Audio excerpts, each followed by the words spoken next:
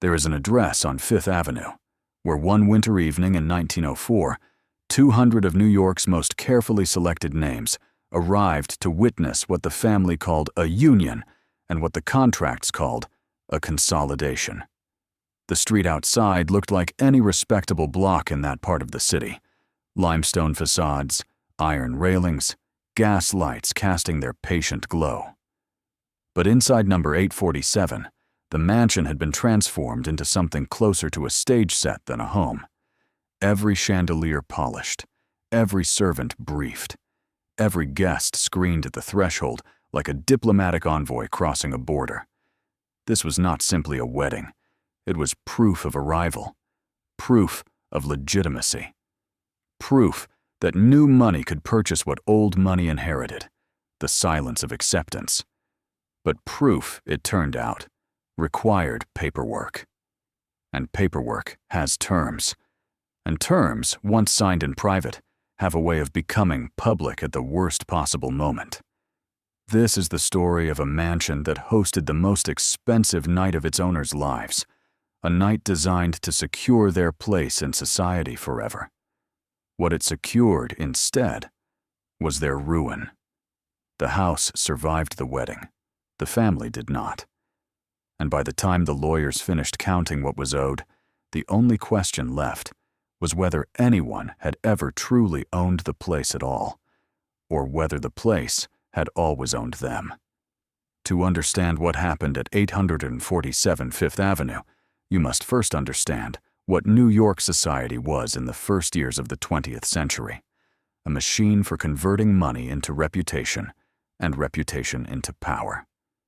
The city had split itself into two geographies. Below 14th Street, fortunes were made in ways polite conversation never named: tenements, railroads, meatpacking, speculation, liquor, vice. Above 14th Street, those same fortunes were laundered into respectability through real estate, marriages, charity balls, and the careful curation of one's address. Fifth Avenue was the cathedral of this transformation. To live there was to claim you had arrived. To host, there was to demand recognition. And to marry there, to stage a wedding so flawless that even the oldest families had to attend, was to force society to choose, accept you, or admit that bloodline mattered less than performance. The Gilded Age had taught ambitious families a lesson. Wealth alone was not enough. Wealth had to be displayed, yes, but more importantly, it had to be approved. And approval required submission to a set of gatekeepers, the Mrs. Astors, the Vanderbilts, the social arbiters, who decided which invitations were honored and which were quietly declined. So families like the Merricks knew money from Western railroads and copper mining, learned to play the game with ruthless precision. They purchased homes in the right neighborhoods. They hired architects who understood the visual grammar of old European wealth. They staffed their households with servants trained in the rituals of formal service. They donated to the correct charities. They appeared at the correct events. And when their daughter came of age, they began planning a wedding that would function as a final exam. The strategy was not unique. Dozens of families were attempting the same maneuver in those years, spending fortunes to erase the memory of where their money came from.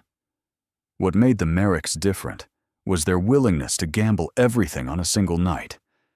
They understood instinctively what others only suspected, that society's memory was short, that spectacle could overwhelm skepticism, and that if you could make 200 of the right people sit in your home and eat your food and toast your daughter's happiness, you could rewrite your own history. But there was a problem embedded in this logic. The same system that allowed new families to rise also allowed them to fall. Because once you submitted to the gatekeepers, you were no longer simply wealthy. You were accountable. Your private life became public business. Your contracts became gossip. Your debts became scandal.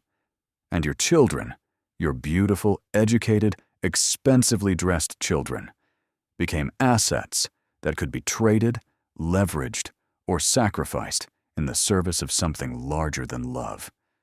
This is what the Merrick family failed to understand until it was too late, that the wedding they staged to prove their permanence would become the instrument of their erasure. Jonathan Merrick arrived in New York in 1889 with two things: a fortune made in copper extraction and an acute awareness that money meant nothing if the right people refused to see you. He was not the first man to face this problem. The city was full of industrialists who had built empires in places like Montana and Nevada and Colorado. Men who controlled labor, manipulated markets, and understood power in its rawest forms. But Manhattan society did not care about power. It cared about manners. And manners, Merrick learned quickly, could not be purchased the way land or influence could. They had to be performed. His wife, Caroline, understood this better than he did. She had grown up on the edge of Philadelphia society, close enough to observe, too poor to participate. She knew the rules. She knew the hierarchies. And when Jonathan's copper investments made them wealthy, she became the architect of their transformation. The first step was the house. They purchased the property on Fifth Avenue in 1892, hiring Stanford White to design a mansion that looked like it had been standing for generations. Limestone exterior, French Renaissance detailing, a grand staircase visible from the entrance hall, rooms scaled for entertaining, not intimacy. The message was clear. We are not arriving. We have always been here. The second step was their daughter, Margaret, born in 1885, raised in private schools, taught French and piano, and the art of entering a room without appearing to want anything. By the time she turned 18, she was exactly what the plan required: beautiful, educated, obedient, and marriageable. Caroline Merrick spent 5 years building the network that would make the wedding possible. She joined the boards of hospitals and museums. She attended every charity luncheon. She learned which families were rising and which were quietly selling their furniture. She cultivated relationships with the wives of bankers and judges, women who could whisper the right name at the right moment. And slowly, carefully, the invitations began arriving. Not the most important ones, not yet, but enough to signal that the Merricks were being considered, that their money, properly deployed, might be forgiven, that their daughter, if paired with the right family, might become the bridge between old legitimacy and new wealth. Jonathan Merrick, for his part, handled the financial architecture. He understood that society ran on credit, not the kind banks provided, but the kind that came from being owed favors, from holding information, from knowing which families were desperate and which were merely pretending to be secure. He lent money quietly. He invested in failing businesses owned by respectable names. He made himself useful in ways that could not be publicly acknowledged, but would not be forgotten. By 1903, the Merricks had positioned themselves at the threshold of acceptance. They were not quite in, but they were no longer out. The wedding, they decided, would be the final push. It would be held at the mansion. It would be magnificent. It would be attended by everyone who mattered. And it would cost whatever it cost, because the alternative, remaining forever on the edge of society, watching from the margins, was unthinkable. What they did not anticipate was that the cost would be calculated not in dollars, but in control. That the wedding would require not just money, but the surrender of autonomy, and that the contracts they signed to make the event possible would contain terms designed not to protect their daughter, but to extract value from her for years to come. The engagement was announced in September 1903, and within hours, New York society understood that this was not simply a marriage. It was a transaction. The groom was Edward Holbrook, the youngest son of a family whose name appeared in the social register without explanation, as if it had always been there. The Holbrooks were not the wealthiest family in the city, but they were unquestionably legitimate. Their ancestors had fought in the Revolution. Their wealth came from land and banking, not speculation or industry. And their approval, conferred through marriage, could transform a family's status overnight. For the Merricks, this was the prize they had spent a decade pursuing. For the Holbrooks, it was a calculated exchange. Their name for Merrick money. Their respectability for Merrick cash flow. The terms were never spoken aloud in public, but everyone understood. The first sign of trouble came in November, when Caroline Merrick received a letter from the Holbrook family attorney. It was phrased as a courtesy, a simple matter of formalizing the marriage settlement. But the document attached to the letter was 32 pages long, written in the dense legal language of obligation and enforcement. The settlement required the Merricks to provide not just a dowry, but a trust, funds set aside to guarantee Margaret's security and the Holbrook family's interests. The amount was substantial, $200,000, roughly $6 million in today's currency. But more troubling were the conditions. The trust would be managed by a Holbrook-appointed trustee. The income would flow to Edward first, Margaret second, and the principal could be accessed by the Holbrook family in the event of financial emergency, defined broadly enough to include almost any scenario. Caroline showed the document to Jonathan. He read it twice, then handed it to his own attorney, a man named Preston, who had helped structure his copper investments. Preston's assessment was blunt. The settlement was designed to benefit the Holbrooks, not protect Margaret. It was a contract of extraction, not partnership. Jonathan Merrick understood contracts. He had written enough of them in Montana, Nevada, and Colorado. Agreements that looked fair on the surface, but contained clauses designed to transfer risk and capture value over time. He knew what this document was, but he also knew what refusing to sign it would mean. The engagement would collapse, the wedding would be canceled, and the Merricks would be exposed as the kind of family whose money could not overcome their origins. So in December 1903, Jonathan Merrick signed the settlement. Caroline signed.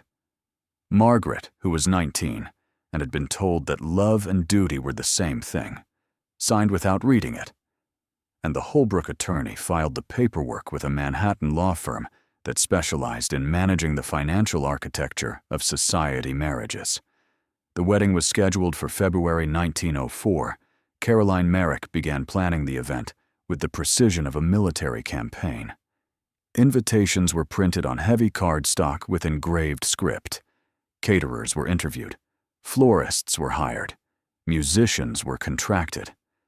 The mansion was measured and remeasured to ensure that guests could move through the rooms in a choreographed sequence that would maximize both spectacle and control. But even as the preparations accelerated, rumors began circulating. Quiet, careful rumors, whispered in parlors and repeated at dinner parties, about the terms of the settlement, about the Holbrooks' motives, about whether the marriage was truly a union or simply a purchase. The rumors were not loud enough to stop the wedding, but they were loud enough to change its meaning. What had been designed as proof of acceptance became proof of something else. That even at the pinnacle of society, respectability was always for sale. To understand what the wedding at 847 Fifth Avenue was truly selling, you must understand what Gilded Age society valued above all else: the illusion of permanence. Not actual permanence. Everyone knew that fortunes could vanish, that families could fall, that scandal could erase a name in a single season. What mattered was the appearance of stability, the ability to project unshakable confidence, to host an event so flawless that doubt itself seemed vulgar. This was the product the Merricks were offering that February evening. Not just a wedding, but a demonstration. A proof that their wealth was not fleeting, that their position was not negotiable, that they belonged not because society had accepted them, but because they had made acceptance irrelevant. The mansion itself was designed to communicate this message. Every detail had been chosen to suggest continuity. The art on the walls, Renaissance portraits purchased at European auctions implied that the family had been collecting for generations. The furniture, heavy, dark, ornate, suggested inheritance rather than acquisition.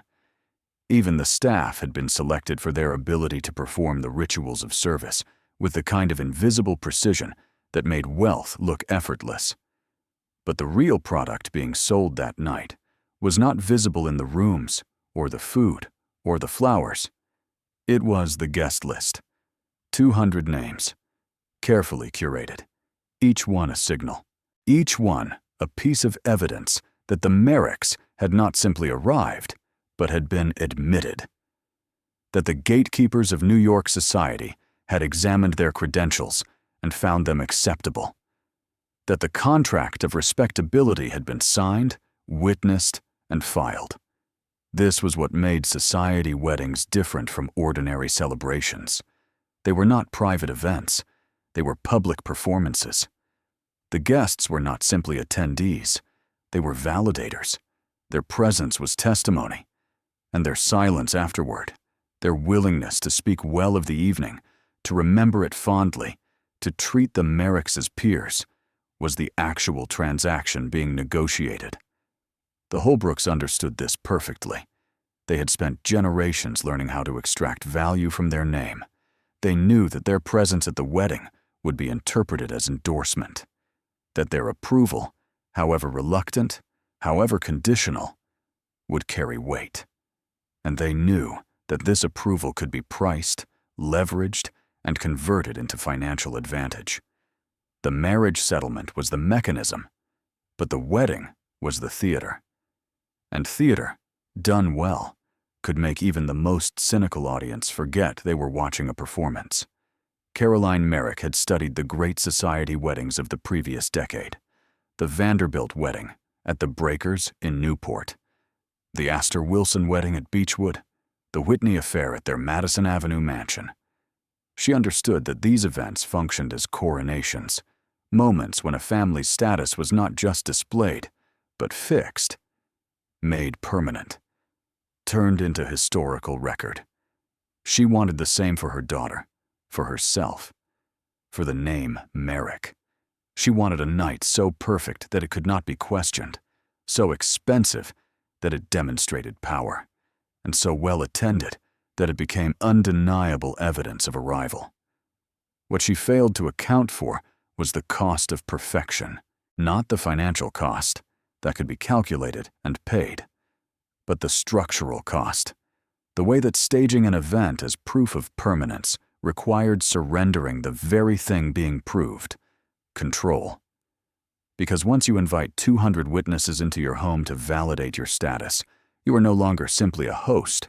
You are a performer under scrutiny, and performers, no matter how skilled, can be judged, criticized, remembered for their mistakes. And when the performance is over, when the guests leave, and the contracts are filed, and the rumors begin to circulate, the validation you purchased can turn into something else entirely. Evidence of desperation. The transformation of 847 Fifth Avenue began 6 weeks before the wedding and required the kind of coordination typically reserved for diplomatic events. The mansion was already substantial, 4 stories, 12,000 square feet, designed to accommodate formal entertaining. But for the wedding, Caroline Merrick wanted more than accommodation. She wanted a sequence, a choreographed experience that would move guests through the house like a procession, each room revealing something more impressive than the last. The entrance hall was stripped and replanted. Potted palms, taller than a man, lined the staircase. White roses, imported from greenhouses in Pennsylvania, were arranged in massive silver urns. The effect was both tropical and formal, expensive and ephemeral. It announced immediately that this was not a home, but an occasion. The ballroom on the second floor became the ceremonial center. The furniture was removed entirely. Rows of gilt chairs were arranged in precise lines, facing a raised platform where the vows would be spoken. Chandeliers were cleaned and fitted with fresh candles. gas lighting was available. But Caroline insisted on candles because they photographed better, and because they suggested a kind of timeless elegance that electricity could not match. Behind the platform, a wall of white flowers, roses, lilies, orchids, formed a backdrop that looked, in photographs, like something between an altar and a throne. The symbolism was deliberate. This was not simply a wedding, it was an investiture. The dining room, on the first floor, was prepared for the reception. Tables were arranged in a U-shape to ensure that no guest felt excluded from the center of attention. Each place setting included 6 pieces of silverware, 3 glasses, and a menu card printed in French. The meal itself was designed by Delmonico's, the only caterer in New York whose reputation could match the evening's ambitions, and included 12 courses, each paired with a different wine. But the most significant preparation was invisible: the staff. Caroline hired 40 additional servants for the evening. They were trained in a series of rehearsals that began 2 weeks before the event. Their job was not simply to serve food or manage coats. It was to create the illusion that the household had always operated at this level of precision, that this level of service was ordinary, that the Merricks had been hosting events like this for generations. The servants were instructed on timing, when to enter, when to withdraw, how to anticipate needs without being asked. They were trained on discretion, no reactions, no gossip, no acknowledgement of anything unusual or difficult. And they were reminded, repeatedly, that their performance would be watched as closely as the family's, that any mistake, a dropped glass, a late course, a moment of visible confusion, would be interpreted not as an individual failure, but as evidence that the entire household was fraudulent. Jonathan Merrick, meanwhile, managed the security. Not the kind of security that prevented theft, though that too was arranged, but the kind that controlled access. The mansion had 3 entrances: the main door on Fifth Avenue, a service entrance on the side street, and a private entrance through the garden. On the night of the wedding, only the main door would be used by guests. The others would be locked, monitored, and staffed by men whose job was to ensure that no one uninvited could enter, and no one inside could leave without being seen. This was not paranoia, it was calculation. Because a society event of this scale was not simply a party, it was a political gathering. And political gatherings required control. Control over who attended. Control over what was seen. Control over what was remembered. The day before the wedding, Caroline walked through the house alone, checking every detail: the flowers, the lighting, the placement of furniture, the sight lines from each room to the next. She was looking for anything that might break the illusion, any crack in the performance that would remind guests that the Merricks were not old money, but new, not established, but aspiring, not secure, but gambling everything on a single night. She found nothing. The house was perfect, and that, she realized, was itself a kind of danger. Because perfection required effort, and effort, no matter how well concealed, could always be sensed. The question was whether the guests would interpret that effort as admirable ambition or as desperate pretension. By the evening of February 11, 1904, it was too late to change the answer. The evening of the wedding began at 6, but the machinery of the event had been running since dawn. The staff arrived in shifts. The first group, kitchen workers, florists, cleaners, entered through the service entrance at 5 in the morning. Their job was to complete the final preparations invisibly, so that by the time the sun rose, the house looked as if it had always been ready. The flowers had to be arranged, the silver polished, the floor swept one final time. Every surface had to gleam. Every room had to smell faintly of roses and beeswax and money. By noon, the second shift arrived. The servers, the coat attendants, the doormen. They were given their positions and their instructions. No improvisation, No conversation with guests beyond the minimum courtesy. No acknowledgement of anything unusual. Their job was to be seen, but not noticed, to facilitate without intruding, to maintain the illusion that this level of service was simply how the household operated. At 3 p.m, Caroline Merrick conducted a final inspection. She walked through every room, checking sight lines and lighting. She tested the doors to ensure they opened smoothly.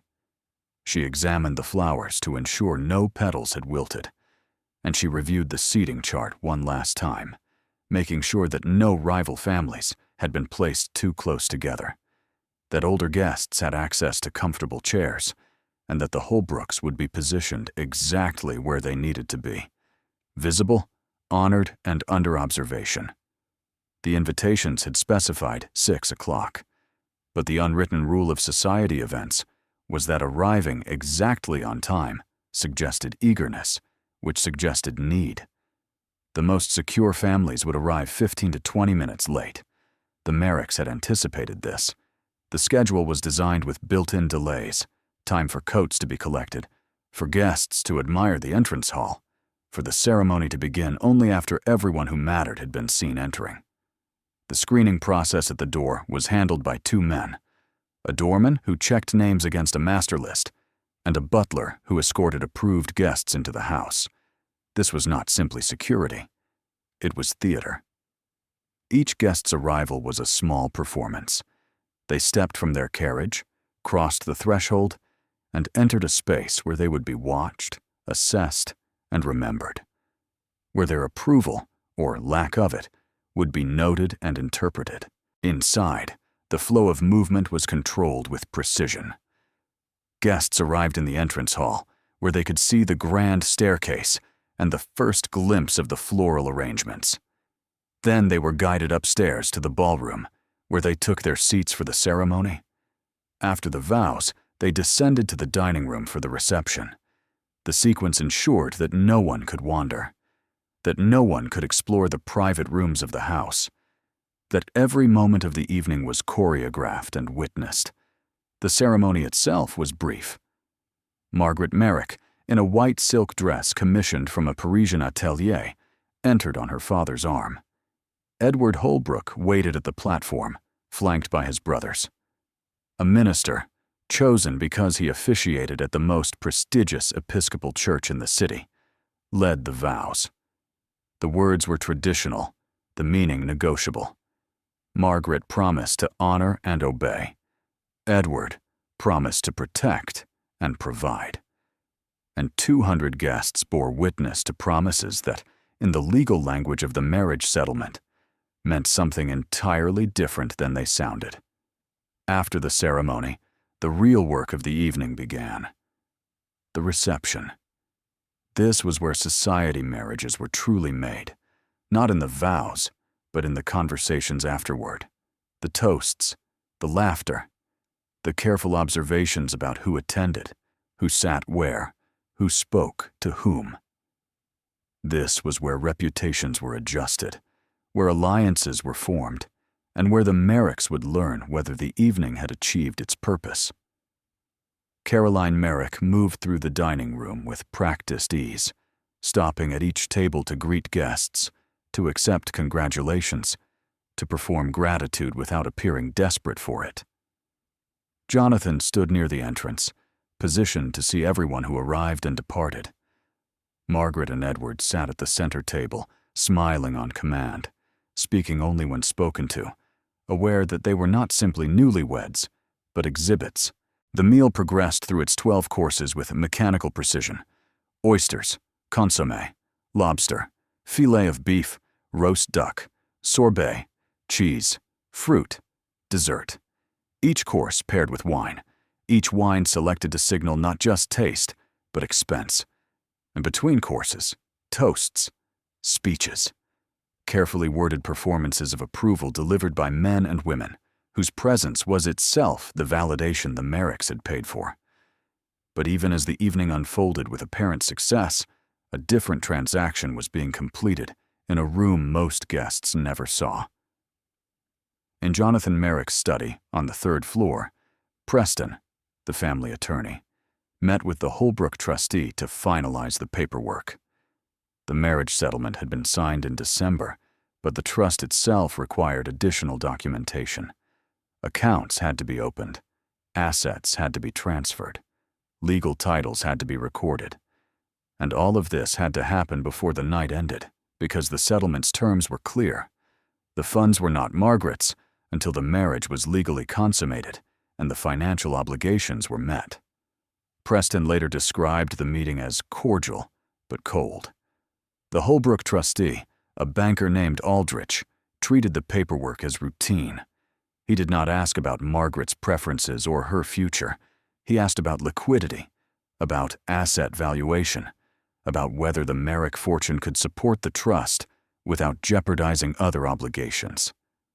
And it was during this conversation that Preston realized something the Merricks had failed to see.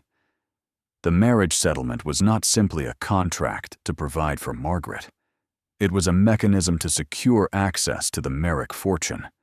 The trust gave the Holbrooks leverage. The conditions gave them control. And the wedding, this expensive, carefully choreographed wedding, was not proof of the Merrick's success. It was the beginning of their subordination. By midnight, the last guests departed. The staff began cleaning. Margaret and Edward left for a private suite at the Waldorf Astoria, where they would spend their wedding night before departing for a European honeymoon. And Caroline Merrick stood in the empty ballroom, surrounded by wilting flowers and dirty glasses, and allowed herself a moment of satisfaction. The evening had been flawless. Every guest had attended. Every detail had worked. The performance had been perfect. What she did not yet know was that perfection had a price, and the bill was already being prepared.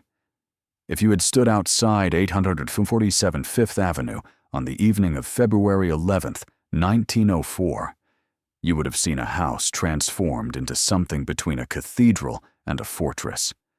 Every window glowed. Carriages lined the street, their drivers waiting in the cold, while their passengers moved through rooms that had been designed to announce that the Merrick family had not simply arrived in New York society. They had arrived permanently.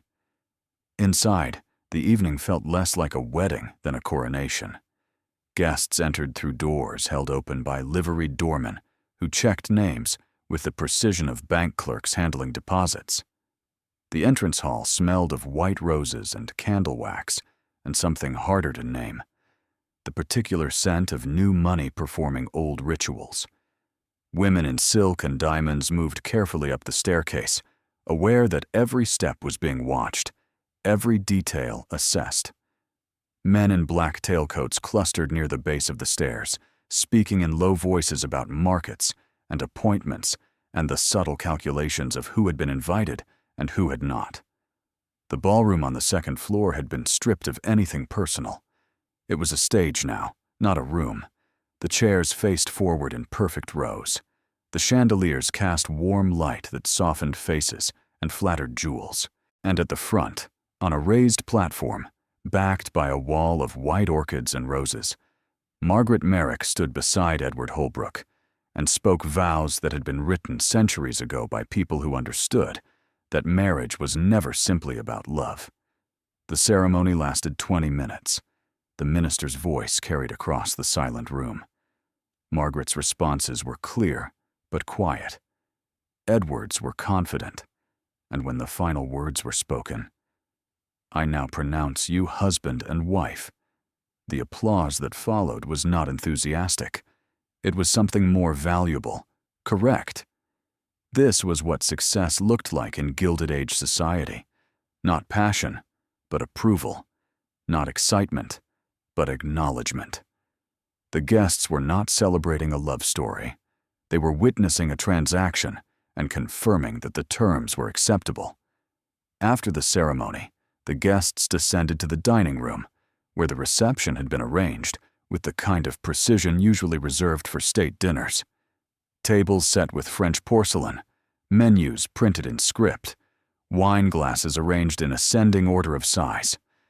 And at the center of each table, low arrangements of white flowers, that allowed conversation to flow without obstruction, because conversation, not food, was the real purpose of the evening. The meal began with oysters, served on beds of ice. Then consommé in gold-rimmed bowls, then lobster in cream sauce, followed by fillet of beef with truffle glaze. Each course arrived and departed with invisible efficiency. The servers moved like shadows. The wine flowed without anyone needing to ask. And between courses, the toasts. The first toast was delivered by Edward Holbrook's eldest brother, a man named Prescott, whose face suggested he had been born skeptical and had found no reason to revise that assessment. He spoke about family, about continuity, about the importance of choosing one's allegiances carefully. The words could have been interpreted as generous or threatening, depending on how closely you listened. The second toast came from Jonathan Merrick, who stood near his daughter and spoke about gratitude, about the honor of welcoming the Holbrook family into their lives, about the future. His voice was steady, but those who knew him well noticed something else, a tightness in his jaw, a careful selection of words that suggested he was reading from a script he had not written. And then, as the 10th course arrived, a sorbet to cleanse the palate before dessert, a moment occurred that would be remembered differently by almost everyone who witnessed it. A guest at one of the side tables, a woman named Mrs. Edith Carlyle, leaned toward her neighbor and said something that was meant to be private, but was overheard by 3 other guests. She said, quietly but clearly, that the wedding was impressive, but expensive in ways that might not be obvious until later. The comment spread, not immediately, not loudly, but with the kind of velocity that rumors acquire when they confirm what people already suspect. Within an hour, half the room was discussing not the beauty of the event, but its cost. Not the elegance of the ceremony, but the terms that had made it possible. And by the time dessert was served, a towering croquembouche that required 2 servers to carry, the conversation had shifted from celebration to analysis. This was the danger of society weddings. They were public performances, which meant they were subject to public interpretation. And interpretation, once it began, could not be controlled. Caroline Merrick sensed the shift. She moved through the dining room with increased urgency, stopping at tables to thank guests, to deflect questions, to reassure anyone who seemed uncertain that the evening was exactly what it appeared to be, a triumph. But her reassurances had the opposite effect. They suggested there was something to reassure against. By 11 o'clock, the evening was still unfolding according to schedule. The final toasts were delivered. The cake was cut. Margaret and Edward departed for the Waldorf Astoria, smiling and waving as they descended the front steps and entered their waiting carriage. The guests began collecting their coats and calling for their drivers. And in the study on the 3rd floor, where Preston and Aldrich had completed the trust paperwork, a single document sat on Jonathan Merrick's desk, a summary of the financial obligations the family had just assumed. $200,000 transferred immediately. Additional funds committed for future contingencies. And a clause, buried in the legal language, that gave the Holbrook family priority access to Merrick assets in the event of financial distress. Jonathan read the document twice. Then he placed it in his desk drawer and locked it. The wedding had been perfect. The guests had attended. The vows had been spoken. The contracts had been signed. Everything had gone according to plan. But as the last carriage departed and the house fell silent, Jonathan Merrick stood in the entrance hall and understood something he should have realized months earlier, that the evening had not been a celebration. It had been a signing ceremony. And the thing they had signed away was not money. It was leverage. The mansion had hosted the most expensive night of the family's life, and in doing so, it had become collateral for a debt that had not yet come due. The whispers began before the honeymoon ended, They started in drawing rooms and club libraries, the places where New York's gatekeepers gathered to discuss not what had happened, but what it meant. And what the wedding at 847 Fifth Avenue meant, they decided, was that the Merricks had overreached. The details were dissected with surgical precision. The cost of the flowers, the number of servers, the length of the menu, the fact that the bride's dress had been commissioned from Paris rather than purchased from a New York atelier. Each detail was evidence, and the evidence suggested not success, but desperation. Not confidence, but performance. Mrs. Edith Carlyle's comment about expense, overheard at the reception and repeated with variations over the following weeks, became a kind of shorthand. People did not say the wedding was too expensive. They said it was expensive in ways that might not be obvious until later. The phrasing implied secret knowledge. It suggested that those who understood finance, which was to say, those who mattered, had seen something beneath the surface that the Merricks had hoped to conceal. The Holbrooks did nothing to counter these rumors. In fact, they contributed to them. Not overtly, not in ways that could be traced, but through silence, through careful non-responses when asked about the wedding, through expressions that suggested satisfaction with the marriage settlement, but ambivalence about the celebration itself.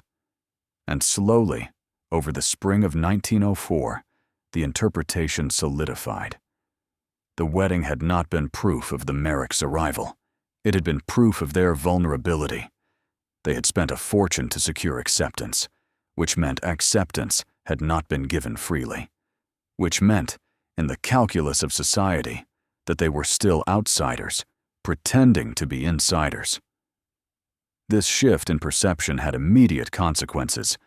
Invitations that the Merricks had expected, to summer events in Newport, to autumn benefits in Manhattan, did not arrive. Or they arrived late, phrased in ways that suggested obligation rather than desire. The gatekeepers had recalibrated. The Merricks were no longer rising. They were being reassessed. Caroline Merrick noticed the change first. She had spent years cultivating relationships with the wives of bankers and judges, women who controlled access to the social calendar. But after the wedding, those relationships cooled. Luncheon invitations were declined with polite excuses. Letters went unanswered. And when Caroline did encounter these women, at charity events or gallery openings, the conversations were cordial but brief, as if she had become someone it was no longer advantageous to know. Jonathan, meanwhile, faced a different kind of pressure. His business network, the web of investments and loans and favors that had allowed him to build influence, began to contract. Partners who had been eager to collaborate suddenly found reasons to delay. Contracts that had seemed certain failed to materialize. And when he inquired about the reasons, he received answers that were vague but consistent. Concerns about liquidity, about risk, about whether the Merrick fortune could support both the family's social ambitions and its financial obligations. The marriage settlement was the source of the problem. Word had spread, through lawyers, through bankers, through the informal networks that connected New York's financial elite, that the Merricks had committed a substantial portion of their wealth to a trust managed by Holbrook appointees. And this commitment raised questions. If the Merricks were willing to subordinate their assets to secure a marriage, what else might they be willing to subordinate? What other pressures might they be vulnerable to? In June, Margaret and Edward returned from their European honeymoon. They moved into a townhouse on East 64th Street, purchased by the Holbrook family and furnished with a combination of Holbrook heirlooms and Merrick money.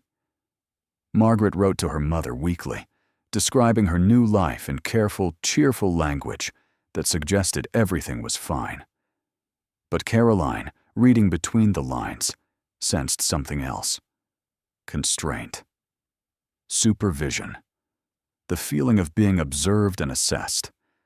By summer, the Merricks faced a choice. They could reduce their expenses, sell the mansion, retreat from society, accept that their attempt to rise had failed, or they could double down. spend more, host more, prove that the whispers were wrong and that their position was secure. Jonathan Merrick chose to double down. In August, he hosted a dinner at the mansion for 20 carefully selected guests, business partners, potential investors, and a few society figures whose presence would signal that the Merricks were still viable. The meal was expensive, but not extravagant. The conversation was controlled, and the unspoken message was clear. The wedding had been an investment, not a mistake, and the returns would justify the cost. But the dinner did not have the intended effect. Instead of reassuring guests, it raised new questions. Why were the Merricks still trying so hard? Why did they need to prove anything?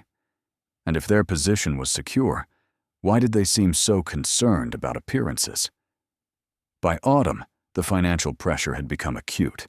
The trust required quarterly contributions, funds to ensure that Margaret's security was maintained and that the Holbrook family's interests were protected. These contributions, combined with the cost of maintaining the mansion and the ongoing expenses of social performance, were straining the Merrick finances in ways Jonathan had not anticipated. He began liquidating assets, quietly, carefully, through intermediaries who could complete transactions without attracting attention. He sold railroad stock, he withdrew from partnerships, he called in loans. And for a few months, the strategy worked. The bills were paid. The trust contributions were met. The mansion remained open. But liquidation has a logic of its own. Once you start selling, the market notices. And once the market notices, the price you can command begins to fall. By December, Jonathan was selling assets at a discount, and by January 1905, exactly 1 year after the wedding, he was facing a problem that no amount of calculation could solve. The mansion itself had become a liability. The house was expensive to maintain. It required a full staff, constant repairs, and the kind of upkeep that signaled wealth. But it generated no income. It was a symbol, not an asset. And symbols, Jonathan realized too late, could become traps. The Holbrooks, meanwhile, watched. They did not intervene. They did not offer assistance. They simply waited. Because the marriage settlement had given them something more valuable than immediate access to Merrick money. It had given them patience. The contract's terms ensured that if the Merricks collapsed, the Holbrooks would be protected. Margaret's trust would be preserved. Edward's interests would be secured. And the family's reputation, untouched by the Merricks' failure, would remain intact. By spring of 1905, the cracks were no longer theoretical. They were structural. And the mansion at 847 Fifth Avenue, the house that had hosted the most expensive night of the Merricks' lives, was no longer proof of their success. It was evidence of their miscalculation. The collapse, when it came, was both sudden and inevitable. In April 1905, Jonathan Merrick received a letter from one of his primary creditors, a bank that had extended loans against his copper investments. The letter was polite but firm. The loans were being called. Not because the bank doubted his ability to repay, the letter explained, but because the bank's own obligations required immediate liquidity. This was not unusual. Banks called loans regularly, particularly when economic conditions tightened. But the timing was catastrophic. Jonathan's assets were already depleted from the trust contributions and the cost of maintaining the mansion. He did not have the liquidity to repay the loans immediately, and when he approached other banks for bridge financing, he encountered a pattern he should have recognized earlier. Doors that had been open were now closed. The banks had talked. They always did. And the consensus was clear. The Merricks were overextended. They had spent a fortune on social performance and subordinated their assets to a marriage settlement that protected the Holbrooks, not themselves. They were, in the language of finance, a bad risk. In May, Jonathan sold the mansion. The sale was conducted quietly, through an intermediary, to a buyer whose name would not be disclosed until the transaction was complete. The price was substantial, $350,000, but less than Jonathan had hoped, and far less than the house was worth to him as a symbol. But symbols, he had learned, were luxuries available only to those who could afford to maintain them. The staff was dismissed with 2 weeks' notice. The furniture was cataloged and sold at auction. The artwork, those Renaissance portraits that had been purchased to suggest continuity, was returned to the dealers who had supplied them at a fraction of the original price. And the flowers, the silver, the gilt chairs, the chandeliers that had transformed the ballroom into a stage, all of it was liquidated, itemized, and dispersed. Caroline Merrick supervised the process with the same precision she had brought to planning the wedding. She made lists. She checked inventories. She ensured that nothing of value was overlooked. But beneath the efficiency, there was something else. A recognition that she was not simply managing a sale, but dismantling a performance. That the house, which had been designed to prove permanence, was being erased. The final detail to be resolved was Margaret. She had been living in the Holbrook townhouse for more than a year, supported by the trust that her parents had funded. She visited the mansion once during the liquidation, walking through empty rooms that still smelled faintly of roses and candle wax. She did not cry. She did not ask questions. She simply observed. And then she returned to her husband's family, where she would live for the next 4 decades as Mrs. Edward Holbrook, a name that carried weight, but no longer carried memory.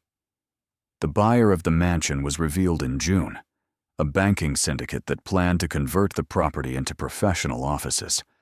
The conversion was completed by autumn. The ballroom was divided into conference rooms. The dining room became a reception area. The entrance hall, where guests had once arrived to witness a wedding designed to prove permanence, was reconfigured as a lobby where clients waited to discuss mortgages and investments. The Merricks moved to a smaller residence on the Upper West Side, a neighborhood that was respectable but not prestigious. Jonathan continued working, managing what remained of his investments with the kind of grim efficiency that comes from having made and lost a fortune. Caroline withdrew from society entirely, declining invitations, avoiding former acquaintances, and spending her days in rooms that felt anonymous compared to the mansion she had once commanded. The marriage settlement continued to function exactly as designed. The trust made quarterly distributions to Edward Holbrook, who used the income to support his household and his family's interests. Margaret received a smaller portion, managed by a trustee who made decisions on her behalf. She never controlled the money herself. She never saw the contracts. She simply lived within the structure that had been built around her, a structure designed to protect everyone except the people who had paid for it. The wedding, in retrospect, had been a kind of signature, a public commitment that made retreat impossible and survival expensive. The Merricks had staged an event to prove they belonged. But belonging, they discovered, was not something you proved once. It was something you paid for continuously. And the price, calculated over time, exceeded not just their wealth, but their autonomy. By 1910, the mansion at 847 Fifth Avenue was unrecognizable. The offices thrived, the banking syndicate prospered, and the memory of the wedding, that one perfect night when 200 guests had witnessed vows and contracts and the performance of permanence, faded into the kind of footnote that historians skip over when writing about the Gilded Age's triumphs. The Holbrooks remained prominent. Their name appeared in the social register. Their children attended the right schools. And Edward Holbrook, who had married Margaret Merrick in a ceremony designed to consolidate influence, settled into a comfortable life, supported by a trust that continued to function long after the family who funded it had vanished from relevance. Today, the building that once stood at 847 Fifth Avenue has been demolished and replaced. A modern office tower occupies the site. There is no plaque, no marker. No indication that this address was once the location of a mansion where wealth, secrecy, and scandal intersected in ways that seemed invisible at the time, but became undeniable once the contracts were revealed. If you search the archives, you can find references. A wedding announcement in the New York Times, a brief mention in a society column, a photograph of Margaret Merrick in her Parisian dress, standing beside Edward Holbrook in a ballroom that no longer exists. But these fragments tell only part of the story. They show the performance. They do not show the price. The staff, those 40 servants who worked the night of the wedding, scattered. Some found positions in other households. Some left domestic service entirely. A few later gave interviews describing the event as the most elaborate they had ever witnessed and the most sudden to end in dismissal. But their accounts were never compiled. Their memories were never preserved. And their names, like the mansion itself, vanished into the ordinary machinery of a city that was always building over its own past. Stand on Fifth Avenue today, near where 847 once stood, and try to imagine a house that glowed like a stage set on a February evening in 1904. You cannot. The street has been rebuilt. The architecture has changed. The rhythm of the city is different. But if you know what to look for, you can still find traces. In the archives of the New York Public Library, there is a folder containing the wedding announcement, a menu card from the reception, and a photograph of the entrance hall taken the morning after the event. The photograph shows wilting flowers and empty champagne glasses. It was never published. It was filed away by someone who understood that not every image should be remembered. In the probate records at the county courthouse, there is a file documenting the liquidation of the Merrick estate. The file includes an inventory of the mansion's contents, an accounting of debts, and a copy of the marriage settlement. The settlement is 32 pages long. The final clause, the one that gave the Holbrooks priority access to Merrick assets in the event of financial distress, is written in language so dense that it requires legal training to parse. But the meaning is clear. The wedding was not a celebration. It was a transfer of power disguised as a union. Margaret Merrick Holbrook lived until 1948. She raised 3 children. She attended charity events. She was photographed occasionally, always in the background, always beside her husband. In interviews, she spoke about family and tradition and the importance of maintaining continuity. She never mentioned the wedding. She never mentioned the mansion. And she never mentioned the trust that supported her for more than 4 decades. A trust funded by parents who gambled everything on one night and lost. The question the Merricks never answered, because they could not, because the answer only became visible in retrospect, was this. When you stage a wedding to prove permanence, what exactly are you proving? That you have arrived? Or that you are willing to destroy yourself trying? That you belong? Or that belonging is a contract with terms you do not control? That you have secured your place in society? Or that society has secured its place in your balance sheet? The mansion at 847 Fifth Avenue was designed to be proof, but proof is only convincing if you survive long enough to defend it. And the Merricks did not survive. They were erased. Not by scandal, not by violence, but by the machinery they had volunteered to enter. A system that converted wealth into respectability, respectability into obligation, and obligation into subordination. The wedding was perfect. The contracts were signed. The guests attended. And when the night ended, the only question that mattered was not whether the performance had succeeded, but whether anyone would remember who had paid for it.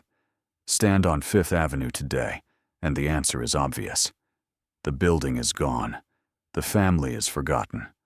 The contracts are filed away in archives that no one reads. What remains is a lesson, inscribed in liquidation documents and probate records, and the quiet disappearance of a name that once seemed permanent. Respectability is not proof of power. It is the price you pay for permission. And permission, once purchased, is never yours to keep.